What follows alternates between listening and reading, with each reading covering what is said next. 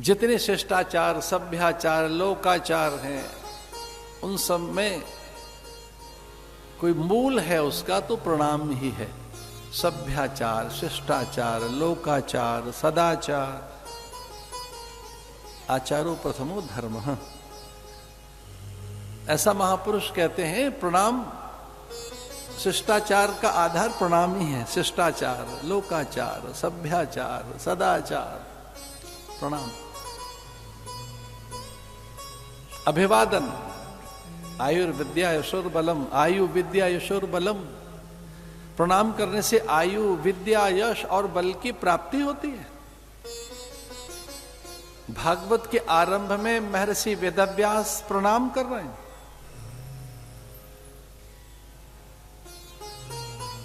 वयम नमः ऐसा कहकर, अकेले नहीं है वो, उनकी प्रवृत्ति पारमार्थिक है। ये उनका अद्भुत औदार्य है। उनकी दृष्टि में पूरा जगत उनके साथ है।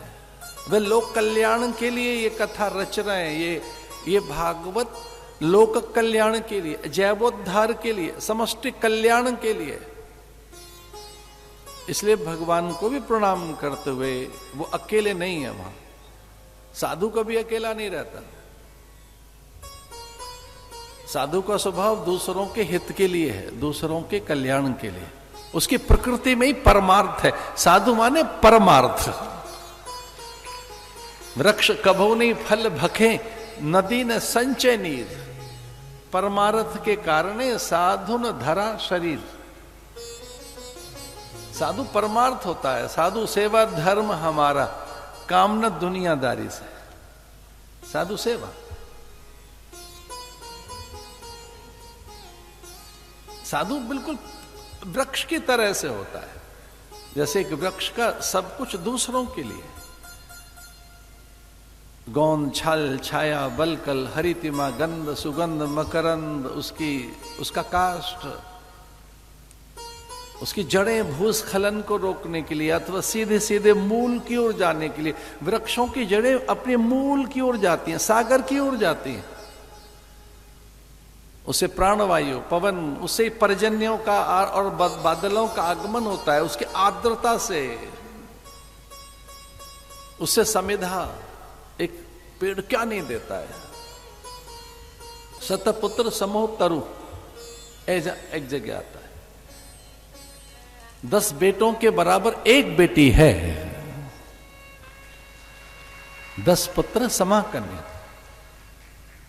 10 बेटों के बराबर एक बेटी बताई गई है और 100 बेटों के बराबर एक पेड़ बताया है। ये साधु पेड़ जैसा होता है, परमार्थ के लिए, परोपकार का भाव। सबके साथ, सबको साथ लेकर वो वहां गुफा में है, बद्रिकाश्रम में। यद्यपि ये श्लोक पद्म पुराण से लिया गया है। तब पुराण तो उन्होंने रचे हैं, पुराण पुरुष ने।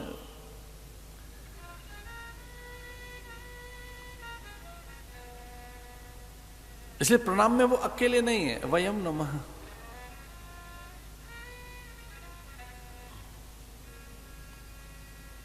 ये हमारी संस्कृति का सौंदर्य है। यहां अकेले अपने लिए कुछ नहीं है।